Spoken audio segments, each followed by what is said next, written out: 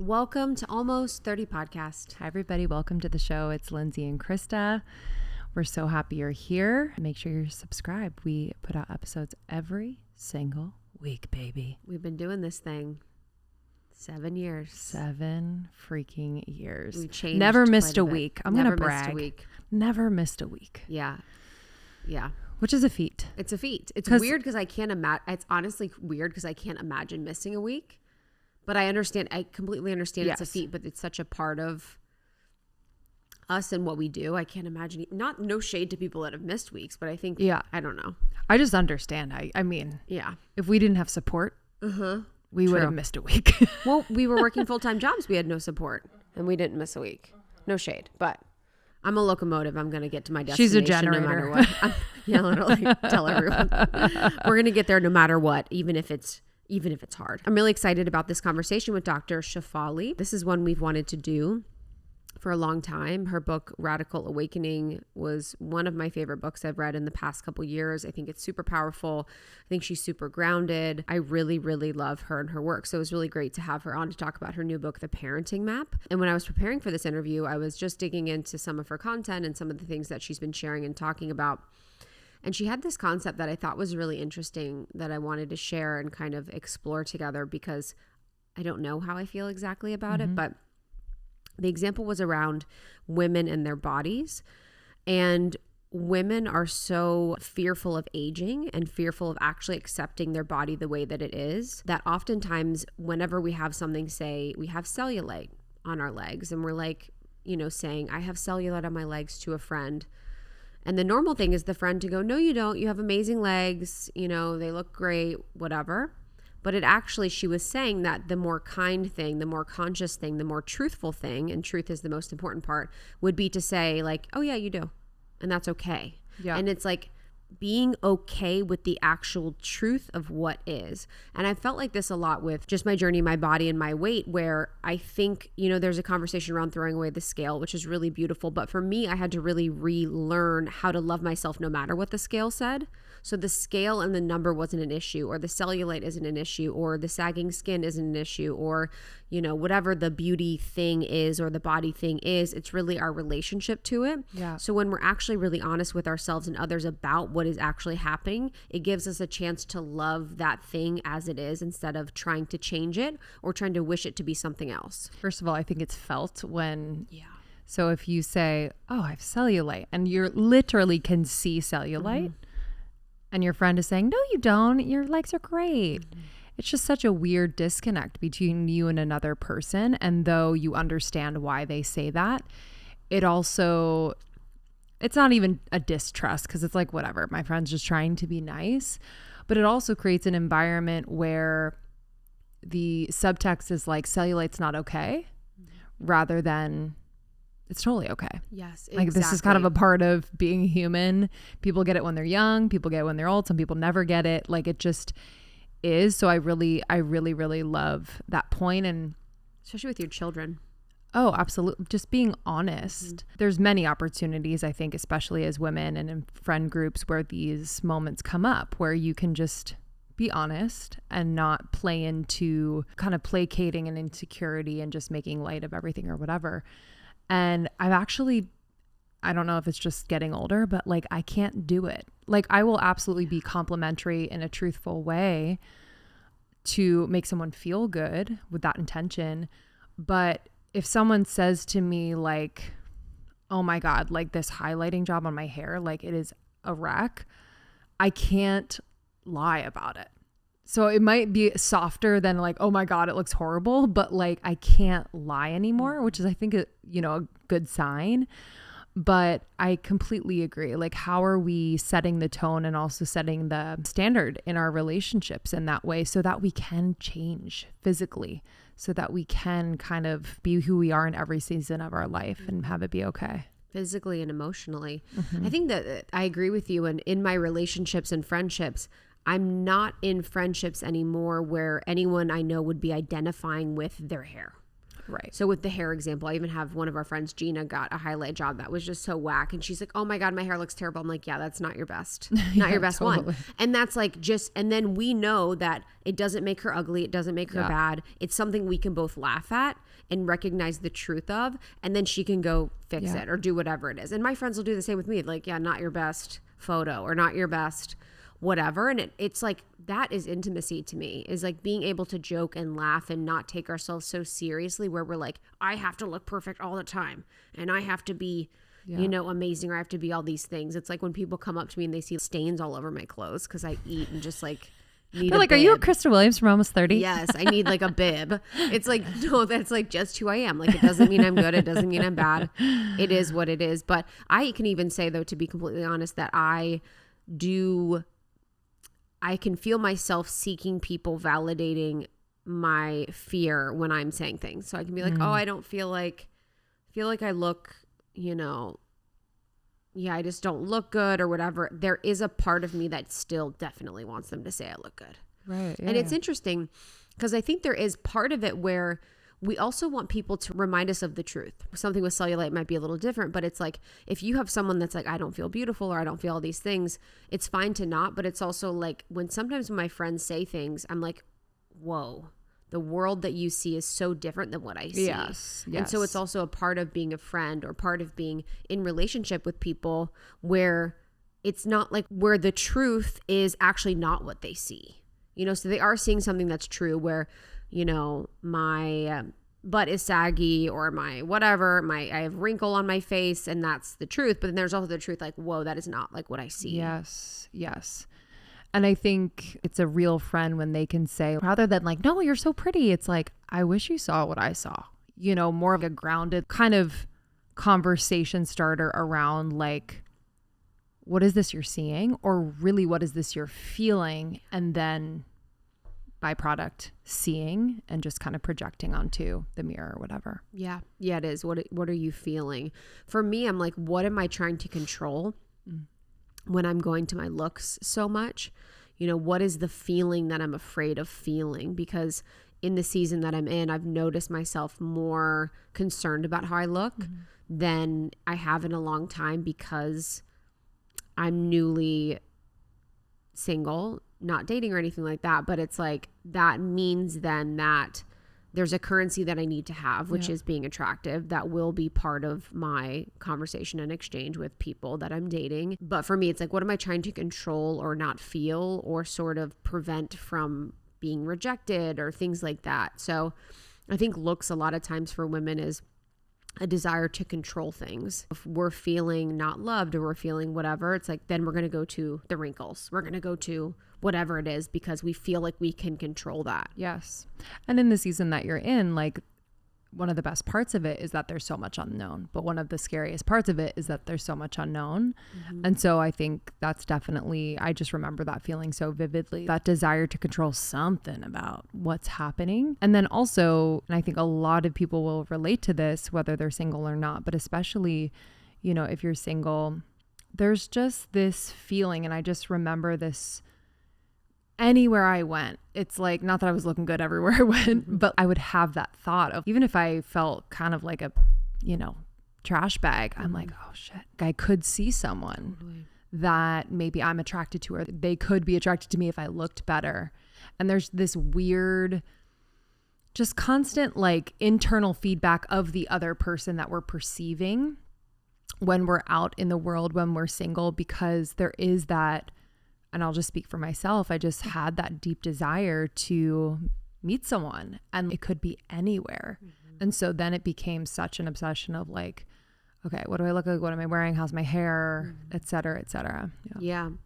I was talking to Jenna the other day, and we were talking about that, and we were just like, had the moment, because I had that moment where I was on my way to the beach, and I was with a friend who gets ready for our walks for the beach because she's single and she's done it for a long time. She's like, what if I meet someone?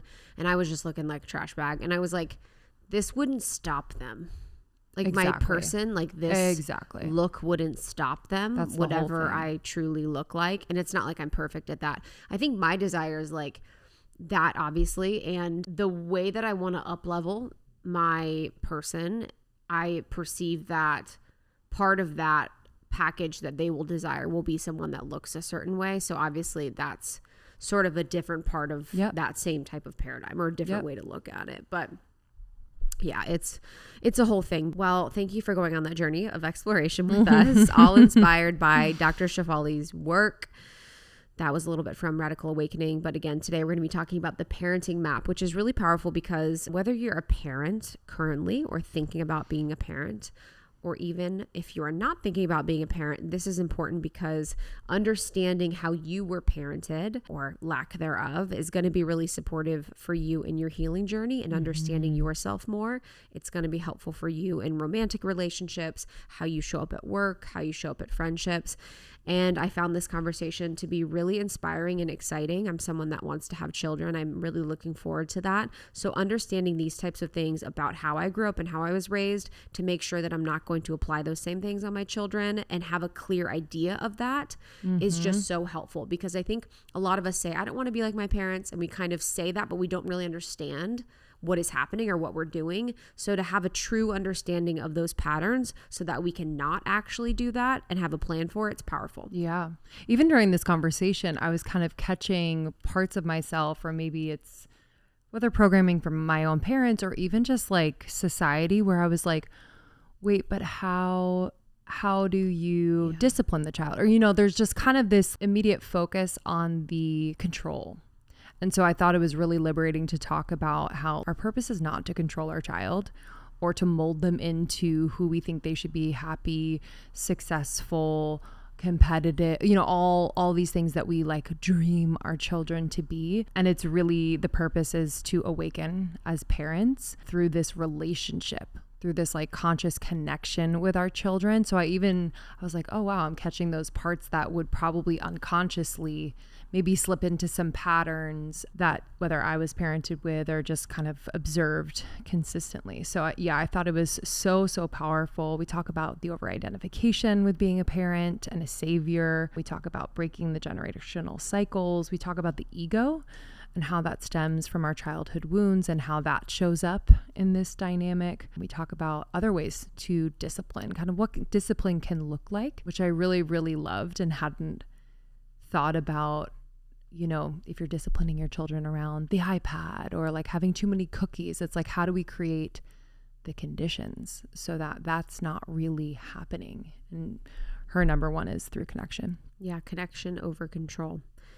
A little bit about boundaries as well. And then we talked about how this sort of dynamic that we have with children about discipline, about control and dominance is really seen across our culture and society. It's seen in the way we treat the earth. It's seen in the way women treat each other, women treat themselves, some men also as well, and how this is really like a linchpin for so many things of the way we want to consciously evolve as a human species. So I am excited about this one. You can get the parenting map out now. It is really, really great. Again, any of her books are incredible. And you can find her on TikTok and YouTube and Instagram at Dr. Shefali. It's Shefali.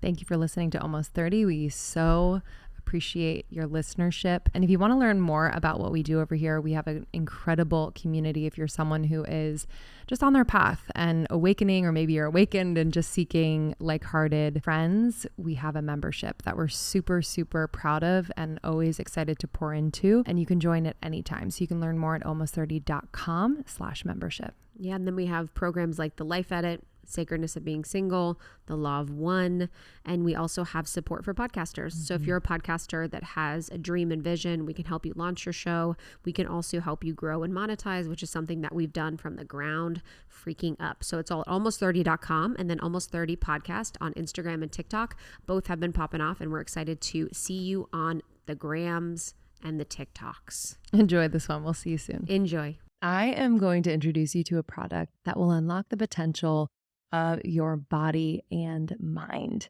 It is Analemma Coherent Water, and this is a revolutionary new way to improve your health and well-being. I am kind of a water, I would say, snob, connoisseur, nerd, and I was just blown away by this product. At first, I was skeptical, to be completely honest. I was like, a crystal wand filled with mother water? What's happening? But the science behind this product is truly remarkable, and I'm so excited to share with you. So this is a quartz crystal wand that is filled with mother water, which is a water that takes about a year for the beautiful people at Analemma to create. And this water, when stirred into a cup of your, say, filtered water that you have, will structure the water around it. It's really remarkable.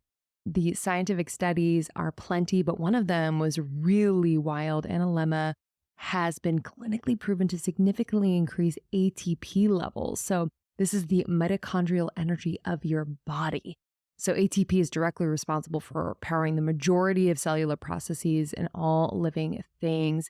And increased ATP levels result in improved athletic performance, enhanced cognitive function, improved cardiovascular health, and positively affect almost every area of human health. And in this study, they had a placebo group, and then they had the group that were drinking Analemma coherent water. And the results were a significant difference, an increase in ATP levels in those drinking Analemma water. It was remarkable. So it's something that is being studied and proven over and over and over. Recently, excitingly, Analemma has also launched a whole house unit. So rather than just stirring it in your filtered water, like a glass of your filtered water, which I do every single morning, if you have a home, you can install a whole house unit. So with the whole house Analemma, you get the blessing of this water in every part of your house. This is literally my dream for when I have a house. Analemma is now conducting a 100 people study to examine the effects of Analemma water when bathing in it.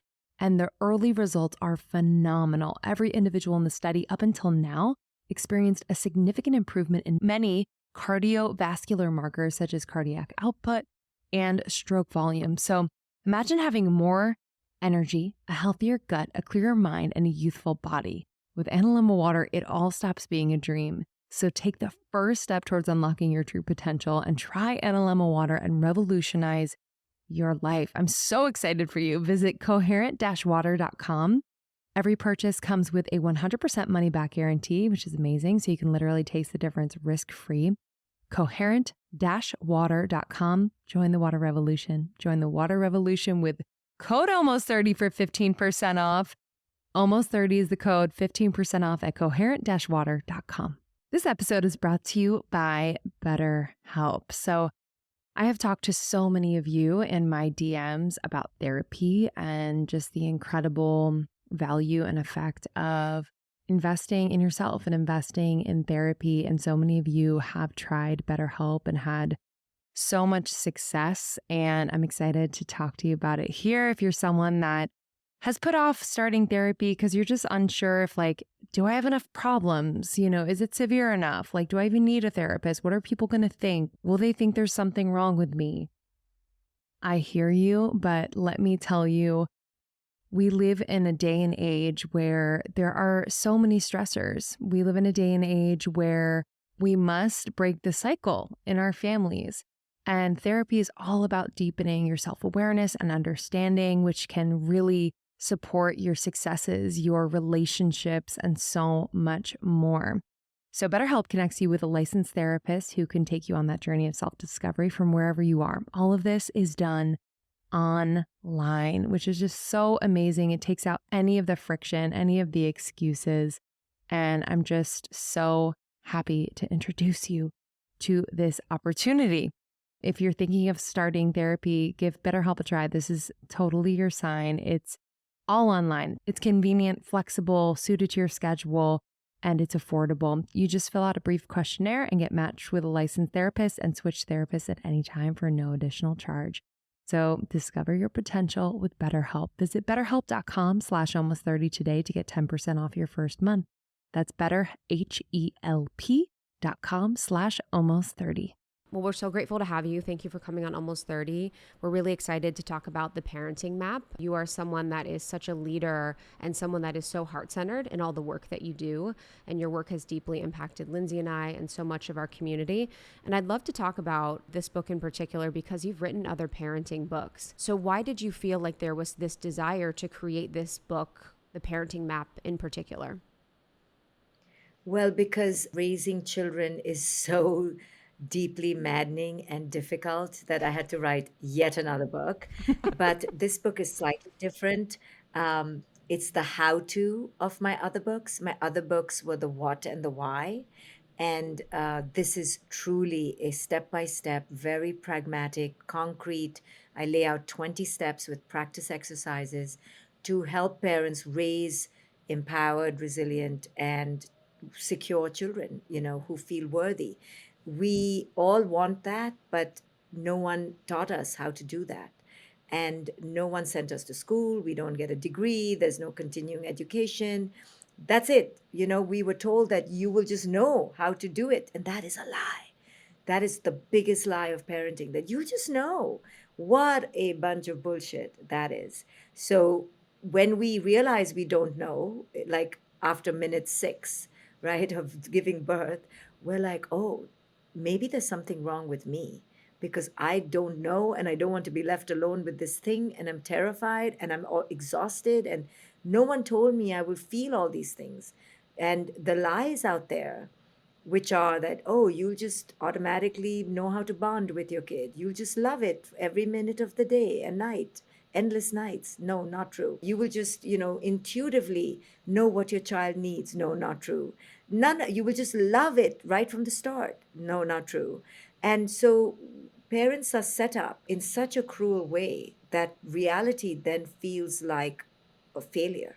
Like all reality feels like a failure, and you blame yourself, you loathe yourself, and you then want to fix your child, send them to therapy, and it just sets up such a cataclysmic domino effect of disconnection, frustration. So this is my fourth parenting book, my fifth book in all, but my fourth parenting book.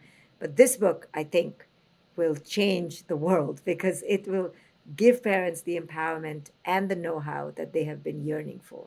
Mm. Yeah, I truly believe that. And, when I think about if we were to ask parents out there, what do they want for their children? I'm sure they would say, I want them to be healthy. I want them to be happy. I want them to be successful. I want them to achieve all the things I wasn't able to, or something like that. And I thought that was a really interesting point in the book where we have kind of these like very idealistic and very specific expectations of how our parenting will create a very particular child, hopefully. And so, can you speak a little bit about, why that can be kind of distorting the parenting experience and really putting so much pressure? I remember that pressure, that feeling as a child. Oh my goodness. That's it. You hit the nail on the head. Most of us were raised with parents who thought, oh, I just want, I just want. And what they're really saying is, I just want a child to fit into my movie. So most of our parents just had a movie and we had to play in that movie and read the script to perfection. And when we were bad actors and burnt the movie set down, we were told we were bad and we needed to go get fixed and we were punished, yelled at, shamed. So it is so much unconscious baggage that imbues the parenting journey that we have no awareness is actually the cause of the dysfunction. The child is not the cause of the dysfunction. The parent's movie is the cause. And the greater the delta between expectations and reality, the greater that dysfunction. So the more the parent projects onto the child that I just want this kind of child, a pretty little obedient little girl who just is so sweet and polite and loves to dance and sing and does well in everything and loves to cook. And I know I'm being stereotypical, but trust me, most of Mm-hmm. us moms will put that on our daughters. No one will say I want a badass warrior who fights and defies me. No one will say that ever, right? And for the son too, we want the perfect son who's athletic and quote unquote masculine and strong and assertive and just the prototypical bullshit that we were raised with and we put it onto our children.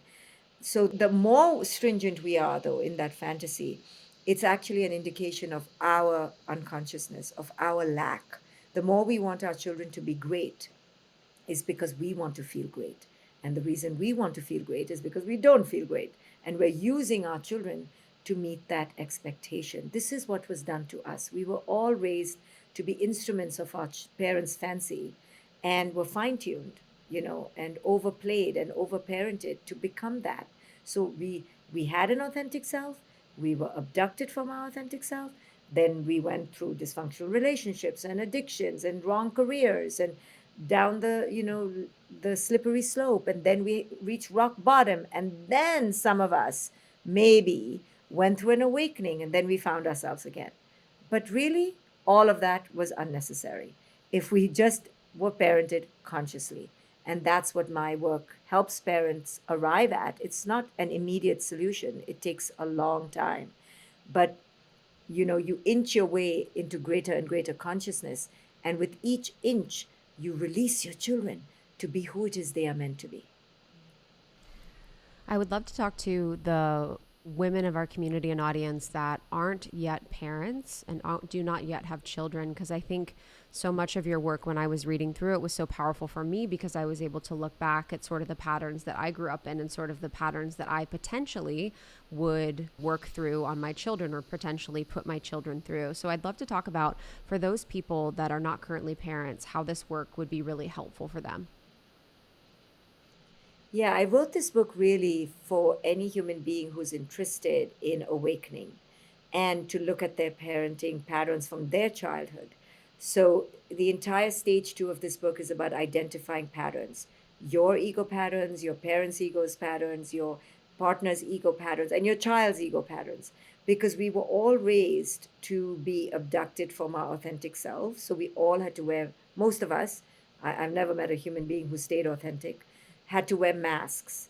And these are, the super achiever mask, the super pleaser mask, the overdoer mask, whatever, the rebel mask, to get attention, to feel significant, to feel as if we were worthy. In a weird way, we gave up our innate sense of worth, put on these masks to look for worth, right? So, for anyone out there who's not a parent, there's a lot you can do to heal yourself from your childhood and how you were parented. So this book will show you, and it'll give you so many insights into, wow, yeah, I was puppeteered in that way. Wow, my parents wanted me to be happy all the time. And as a result, I'm terrified of my big, uncomfortable emotions. And that's why I've been an addict. Whatever your aha is, you'll begin to see that the way you were parented is so deeply influencing your life today. And you'll actually not only get insight into your patterns, you'll actually forgive your parents and be less resentful, because you'll see in my book, The Parenting Map, how these are generational patterns. So there's nothing to hold your parents in resentment for, because they too were raised unconsciously. So this book is about freeing yourself from generational pain and not carrying that legacy of hurt, pain, resentment, bitterness into your current life and to your children.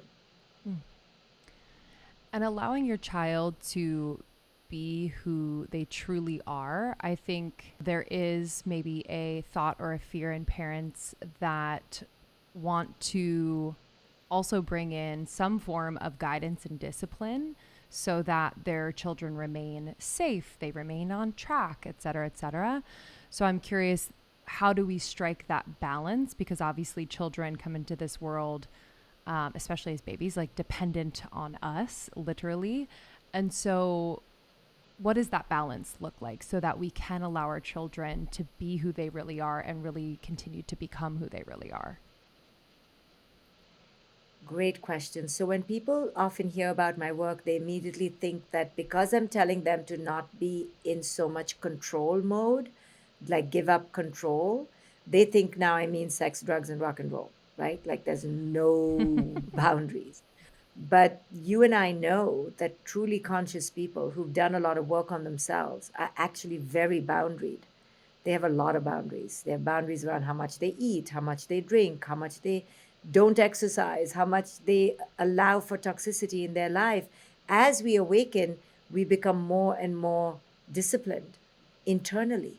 So, what I'm trying to teach in conscious parenting is stop trying to discipline your children out of blind reactivity and control, but instead develop so much inner discipline that your house reeks of discipline by just its conditions. So instead of yelling at your kid 50 times, don't eat the cookies, get off the iPad, don't do that, control, control, control, instead of that, because you are so connected to yourself as a parent, you'll just not have enough all those cookies in the house. You just will have boundaries around your own iPad use and your own screen time. So that'll just become the conditions around which your child thrives. So often tell parents, don't control your children, be in charge of the conditions through which they can rise.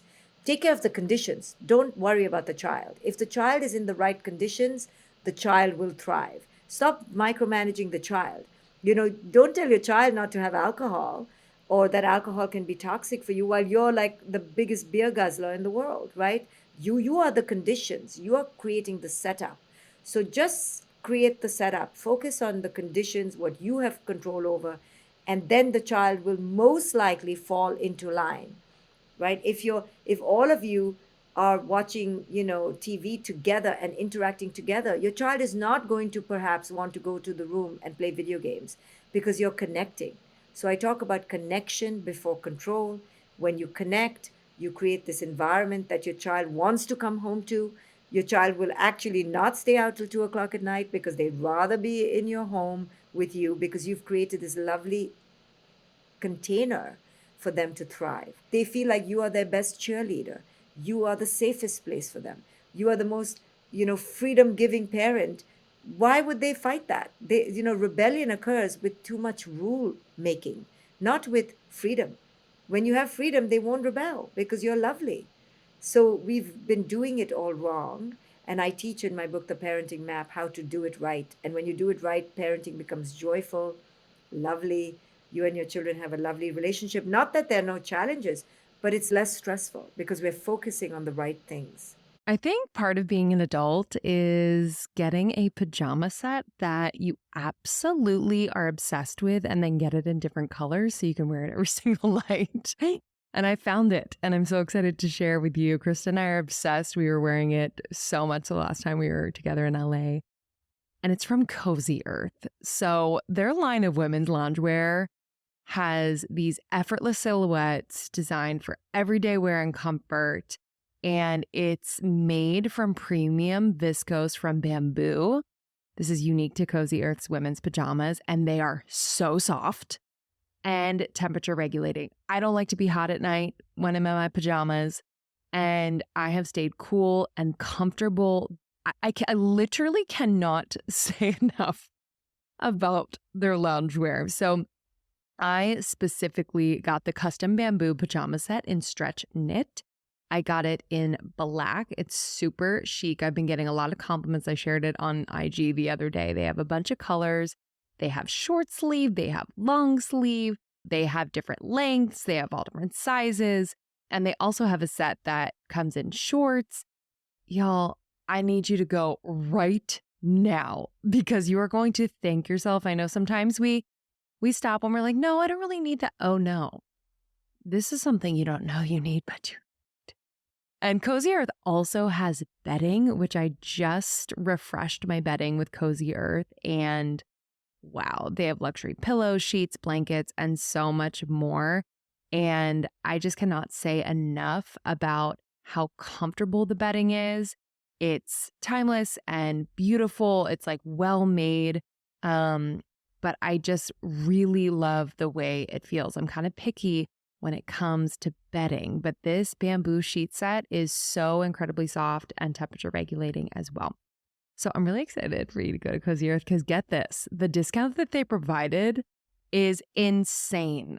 Okay, this is exclusively for you, Almost 30 listeners. You get 35% off site-wide when you use the code Almost 30 at CozyEarth.com. CozyEarth.com. Use the code Almost 30. I'm going to go there now, actually, after I record this. And you're going to get 35% off site-wide. So load up on your new PJs and loungewear. Get your new bedding. You will not be disappointed. Enjoy. I'm currently looking at my 40-ounce water container with my water with Element in it. And I'm so thankful because I drink this throughout the day and I have never felt better. I used to be chronically dehydrated. I was a fitness instructor. I was also working out on top of that. And now I can say that my fitness routine is balanced and so is my hydration. So whether you are someone who works out on a regular basis, has a busy, active lifestyle, or maybe have a few glasses of wine a couple nights a week, you need to make sure that you are replenishing your electrolytes, not just drinking water, right? Plain water does not have what your body needs, does not have the minerals.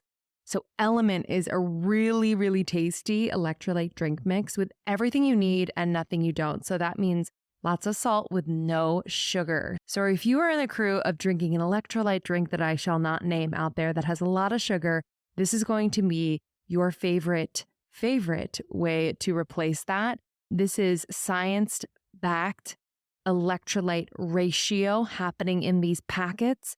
1,000 milligrams of sodium, 200 milligrams of potassium, and 60 milligrams of magnesium. And I have to say, I have never slept better. I've never had more energy. I just feel so dang good. One of my secrets is that I fill my 40-ouncer before bed. I have a bunch before bed, go to the bathroom, go to sleep. And then when I do wake up during the night to pee, which is inevitable, I drink during the night as well. And y'all, I know what you're going to say, but I have to pee. No, you are going to wake up feeling absolutely incredible because you're hydrated. Anyone wake up dehydrated? It's the worst. So I'm really excited for you to try Element. They have an incredible offer for you right now. They're offering you a free sample pack with any order. So that's 8 single serving packets free with any Element order. So you'll get to try all the flavor flavs.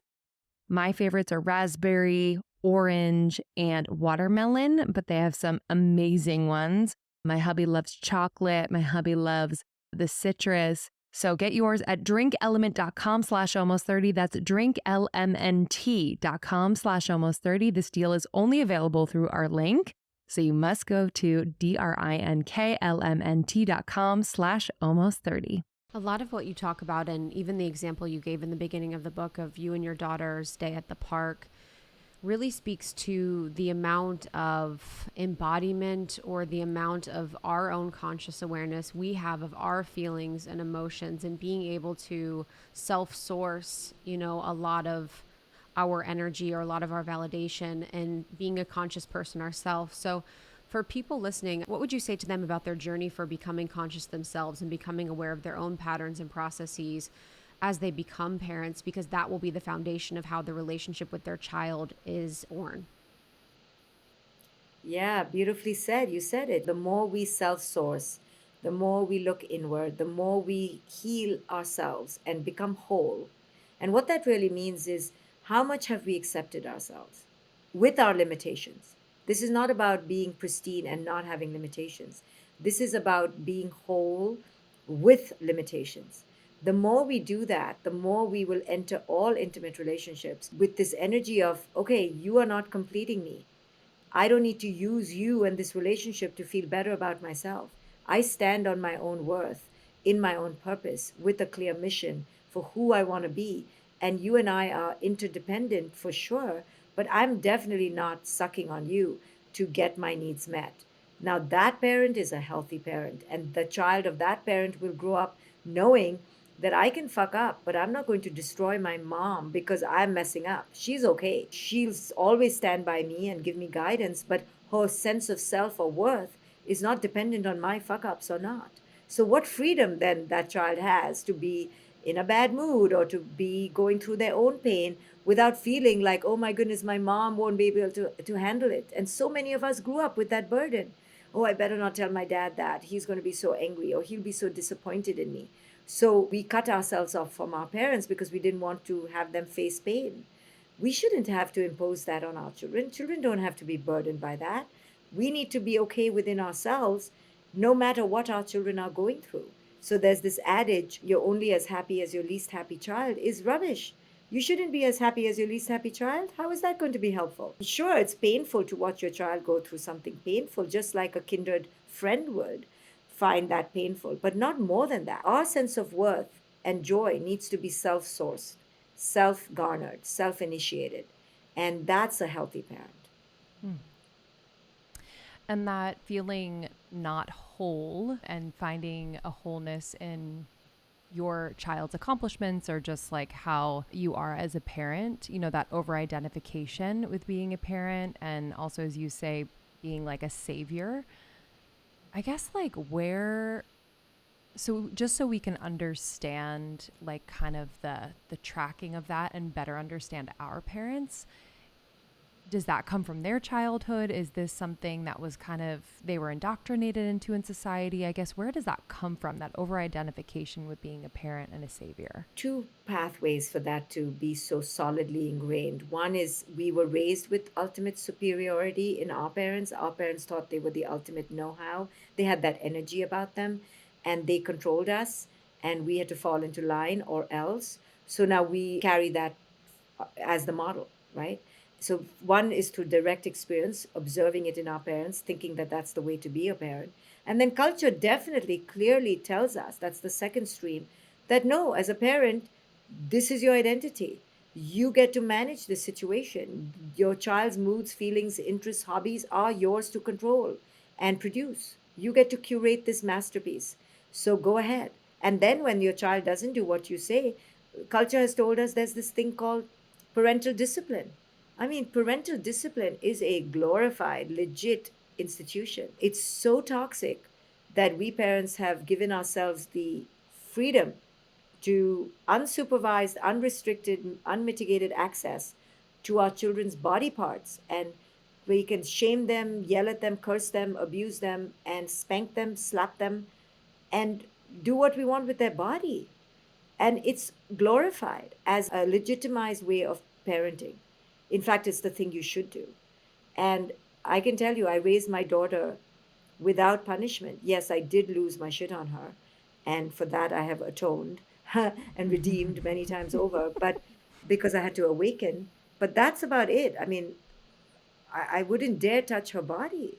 But yet, so many of us were raised thinking that that's holy, like it's in the Bible, apparently, some version of something, you know. But some verse that says, spare the rod and spoil the child.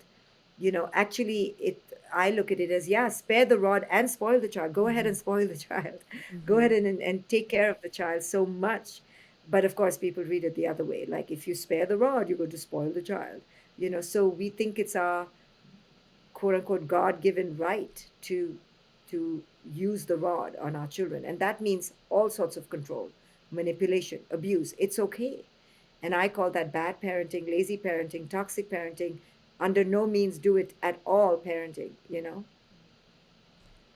Yeah, there's this kind of belief at times that if you're loving your child in a secured attachment way, that you're spoiling them.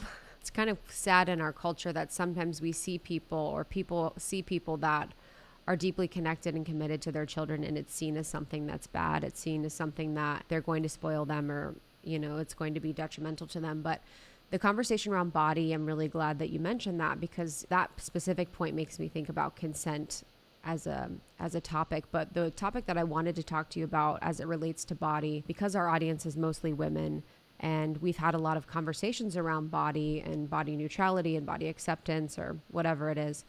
A lot of the ideas that I had around body and sexuality and how I needed to look came from my mother. I had to be a certain size. I had to look a certain way. I had to be all these things. What is what you've seen in your process of all your work been around with the way that mothers kind of are with their girls around how they should look and their bodies? And what are some things we could do to sort of unlearn those things, or not pass along our patriarchal view of our bodies to our children? 100% it comes from moms, but it could come from dads. So let's not just blame moms, but it's cultural, right? So the mom is a prey to body and beauty standards from culture, as we all know. But yeah, it starts in the most small things, right? If your child did not finish all the pasta on the plate, that's because she's honoring her body. Don't tell her, oh, just 2 more bites, eat it. You're telling her in that moment then to override her body. So, how will she know what she wants if we keep overriding our children? So giving choice is so important in my work. Even for the 2-year-old, oh, do you want the yellow socks or the pink socks, right? Within their jurisdiction, we give choices. When they're 7, we ask them, do you want scrambled egg or fried egg? Do you want to watch this movie or that movie? You want to eat Chinese or Italian? This is not about indulging children, but it's about teaching them they have integrity, they have wisdom, they have knowledge, they have knowing, and they have the right to manifest it, and that they will be heard. They do have a space at the table, and they will be heard at the table. How will we teach our young women, especially, if they were never trained as daughters to have a voice, to know what it is they want? So when I tell parents to give children choice, they go, "Oh, I have no time to give people choice. I will, just immediate reactivity against me and what I teach." But I then tell them, "Well, don't you want to raise a leader who knows themselves? How will they have practice knowing themselves if you know everything for them? Can you please not give your opinion so much? Can you please not direct them, even though you know the best way?" Because the more you insert yourself, the more you're robbing them of their power to know themselves. So, of course, you do it in developmentally appropriate ways, but your mission as a conscious parent is always to turn the baton of empowerment back into your children's hands wherever possible. Hold back your opinion. Teach them to think for themselves, to find their voice. Even if they make mistakes, give them the practice to say no, no. Why you and why? Why are you saying no? Good. Make a case, right? I talk about in this book, The Parenting Map, teaching your children to negotiate. Don't just teach them to comply. Then you're raising a daughter who has no voice in her dysfunctional relationship later on. Teach them to negotiate because they need to know they have the skills to create a case, of course, developmentally appropriately. But after the age of 12 or 13, they need to come to you with proposals. "Okay, mom, I have a proposal. I want to, buy a Bentley." Okay, let them have the audacity to say that. And then for you to go, "Oh, really? That's I want one too. Let's create a plan to make that happen in the next 26 years," right? But don't just say no, you're stupid, right? Teach them that, okay, you want to have 15 children over, I want to have two. Let's have a negotiation to let you win because you are a member of this house and you're important, and let me win because I'm important too. And let's negotiate, right? Let's create win win situations. But parents don't like that because it takes a lot of work and effort and quote unquote relinquishing control, which is our greatest fear, right? We don't want to relinquish control. And we need to get over ourselves because the only way to raise sons and daughters who respect themselves and others is to give them that respect and to teach them that they are valuable and worthy. Because children who grow up feeling valuable and worthy will not maraud the value and worth of others. And body, integrity around body. "I've had enough food, mommy." Okay, good. You've checked in. Your body says you've had enough. I will put this in a box and you can eat it later. Immediately you honor it. You don't say, "Well, you're wasting the food and please eat my food. And if you cared about me, you'd eat my food." Same with, "Mommy, I don't want to hug my grandparents." Okay, you just can say hello. You can just say hello. Just be polite. That's all I need from you. You don't need to hug anybody. If they say, "I don't want to wear the coat outside," okay, mommy will carry the coat, and then if you feel cold, you wear it later. They will then say, "Damn, it's cold, mom. Give me my coat." Stop trying to impose your ways through blind reactivity and fear, because actually you're robbing your children of their integrity, of their own inner knowing. Yeah, I love that negotiation piece. I'm curious, if a child is being brought up in a two-parent household, how can parents come together so there's not the one parent that the child goes to, or there's visible disagreement or conflict? I'm not sure if that's good or bad, but I would love your thoughts on that. And then also in a single-parent household, just that dynamic. And I can imagine easily that becomes... my husband says his mom was a dictator for many years because she was a single parent. So I would love your thoughts on that. Well, ideally, we want two conscious parents, but that's very rare. In your generation, I think your generation is more awakened, and hopefully, you all will have more two parent homes of conscious parents. But in my generation, it's even rare to have one. So, conflict is inevitable in parents. Of course, we don't want to have loud, smashing brawls in front of our children where they feel unsafe. But allowing our children to see healthy debates and arguments is okay as long as they get resolved. So when they see healthy resolution, that's good. But brawling and arguing and screaming and being abusive is horrible for our children.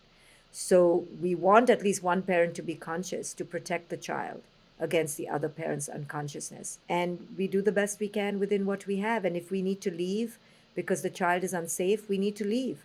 Often tell married people, you now are no longer first a married person. You are first the protector of this child's spirit. So you have to do whatever it takes to take care of this child's spirit, and then you can be a good husband or a good wife. But if your partner is abusing your child, but you're more focused about being a good partner and you allow your child to be abused, that is not okay because you're allowing a defenseless being to be abused. So you have to think first, protect the weak and the indefensible, and then you can be a lovely partner. Yeah, that's huge. If you've been following me on IG, I often take you through my skincare routine, many other routines, but skincare is one of the most popular that y'all are interested in. And, I cannot mention the skincare routine without mentioning what I ingest for my skin as well. And I didn't realize until taking Seeds DS-01 Daily Symbiotic the importance of gut health for your skin. And, I was kind of doing a little bit of research. Their website has an incredible array of science and studies. And basically, what I learned is that similarly to your gut, your skin has its own microbiome. Your skin is home to trillions of microorganisms and their byproducts, collectively known as your skin microbiome. And you can kind of think about the skin microbiome and the gut microbiome and realize that they both manage what comes into your body from the outside world and then communicate and relay information back to your body. And, your nervous system receives information, your immune system and endocrine systems. So it only makes sense that your gut health and skin health are linked, a connection of diverse pathways and mechanisms termed the gut-skin axis. Therefore, the gut microbiome is a major regulator of skin health, creating a bridge between effects of oral probiotics and skin health. So several of the probiotic strains in the DS-01 Daily Symbiotic, which I take every single day, were selected based on research which showed beneficial effects on skin and overall dermatological health. So I am so excited for any of you out there that are struggling with your skin, but you're only using topicals. I highly recommend getting a probiotic. This one from Seed is like the best of the best. DS-01 Daily Symbiotic is the best.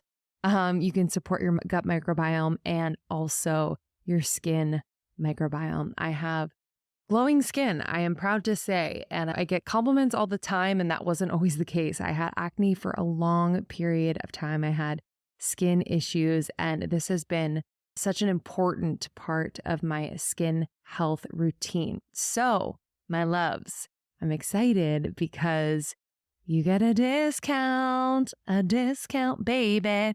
Start a new healthy habit today, baby. Visit seed.com/almost30 and use code almost30 to redeem 25% off your first month of Seed's DS-01 Daily Symbiotic. That's seed.com/almost30 and use the code almost30 ALMOST30 for 25% off your first month of Seed's DS-01 Daily Symbiotic.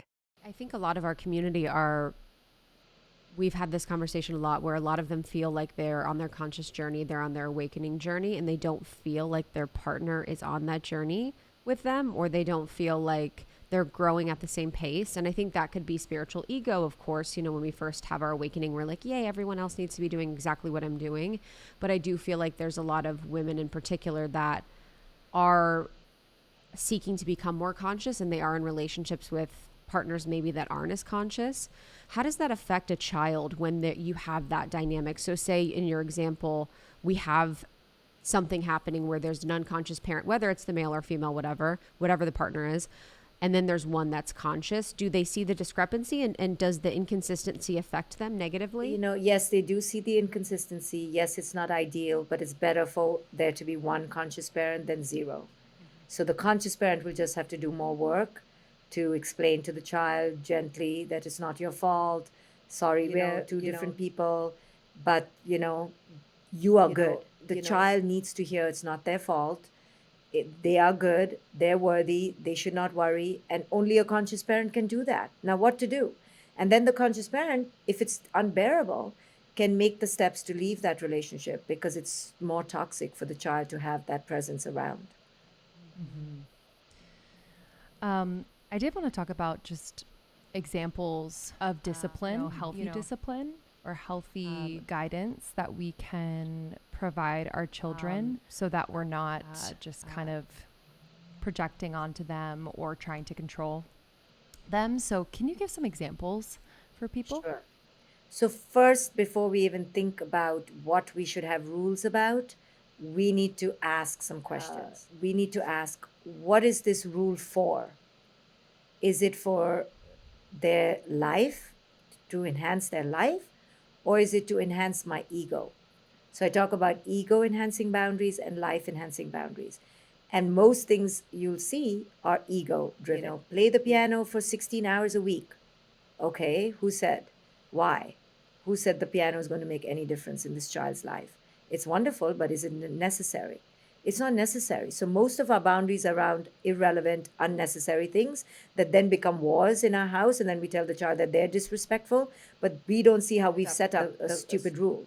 Too many rules will create the need for punishment, okay? Because no human being wants to live with too many rules, right? Do you want to live with an auditor who's looking over your shoulder at all times, telling you what to do and what not to do? No, you will be driven stark, raving crazy. Same with our children.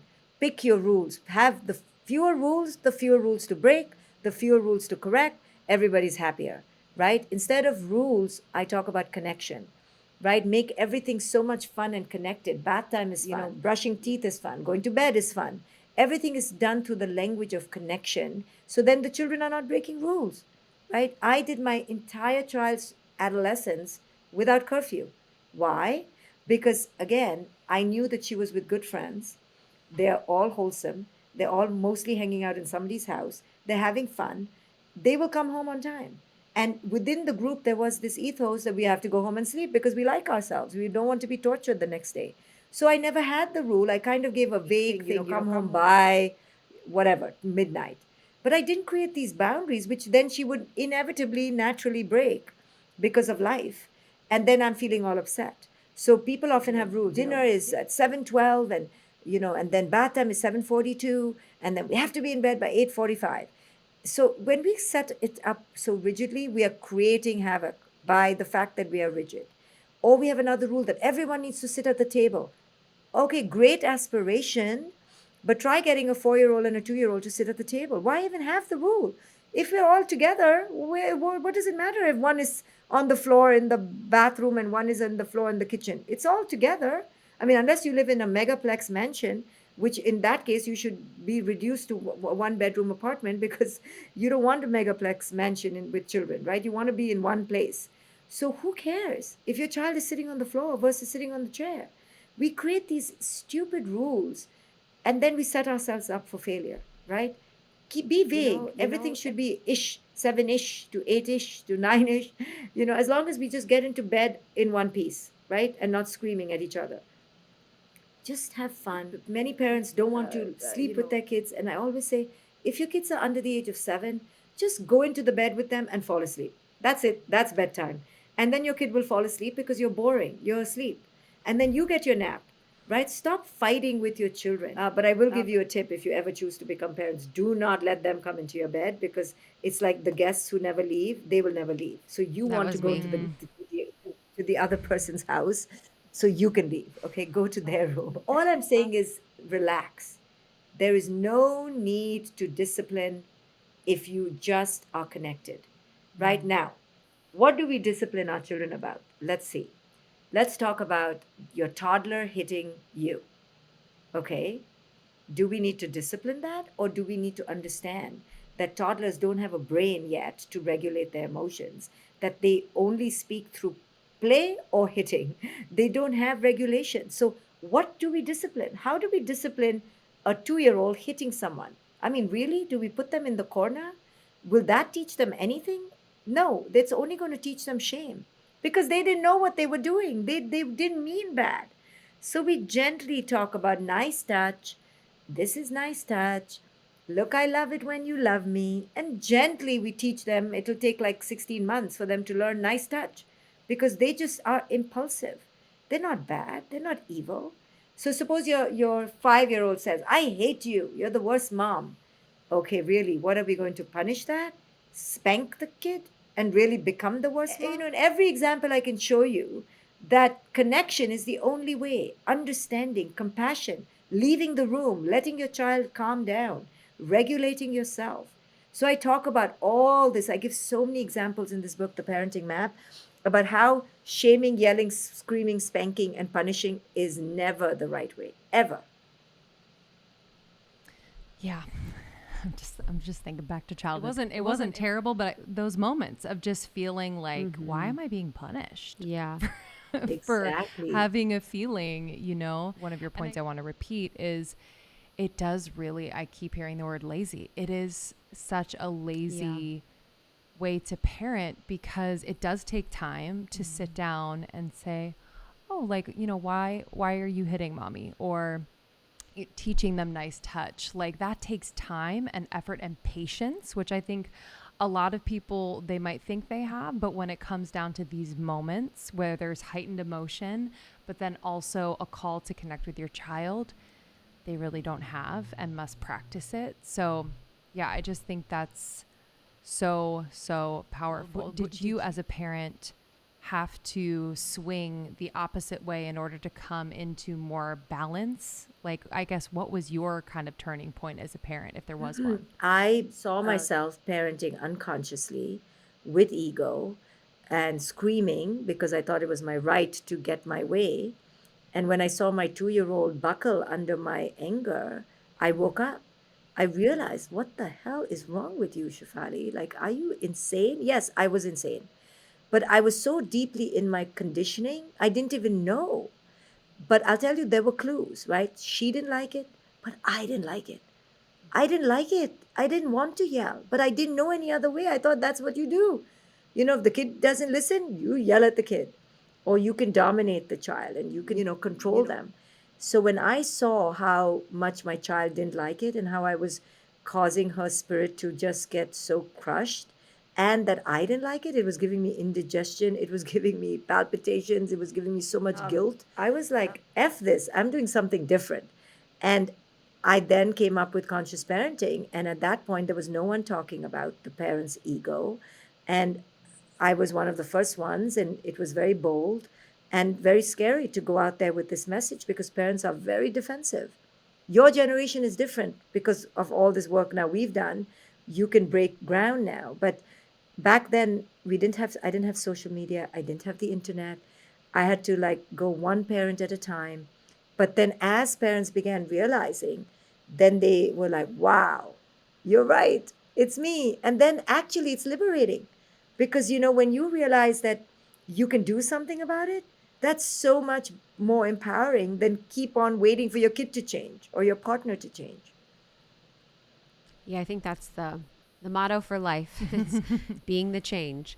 I was thinking when you were talking about domination and control of children, it's interesting all of the things in life we try and dominate and control, Mother Earth, animals, like it just kind of goes Our beyond bodies, children, our our bodies, bodies, huge.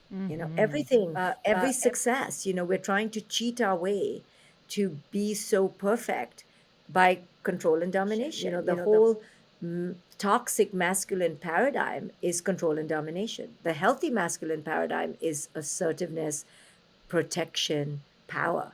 But the toxic masculinity that we are seeing in our corporate world, and albeit it's only a few men on top, that model is to dominate and separate and micro control and abduct the earth, abduct children, abduct animals, abduct other species. I mean, look what we've done.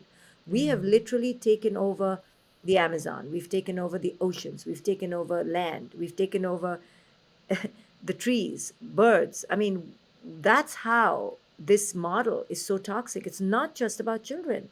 And that's why I say conscious parenting is the way to save the planet. Because once you realize this model and you realize it's about interdependence and sovereignty, then it goes everywhere. That's why I do this work. It's not because I love children only.